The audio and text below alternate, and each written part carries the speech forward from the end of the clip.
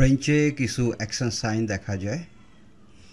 Action সাইনের কারণে অ্যালফাবেটের উচ্চারণের পার্থক্য হয়। আজকে একটা অ্যাকসেন্ট সম্পর্কে আমরা জানব।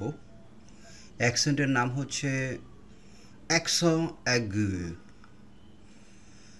এই সাইনটা ফ্রেঞ্চ অ্যালফাবেট অ, ইংলিশে যাকে আমরা ই বলতে পারি, অ এর উপরের দিকে বাম দিক থেকে ডানের দিকে যায়।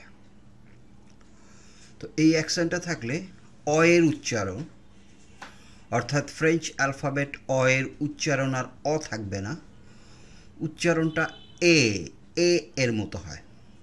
আমি উদাহরণ দিচ্ছি, লু বেই বেই, লু বেই বেই,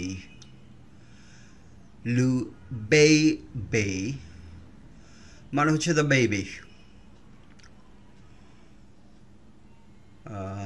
তারপর আরেকটা উদাহরণ দিচ্ছি, লু ক্যাফে, লু ক্যাফে, ক্যাফে মানে হচ্ছে কফি। লু হচ্ছে এখানে আর্টিকেল।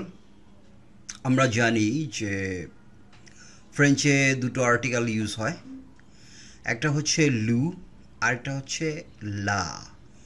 লু হচ্ছে ম্যাসকুলিন জেন্ডারের জন্য আর লা হচ্ছে ফেমিনিন জেন্ডারের জন্য।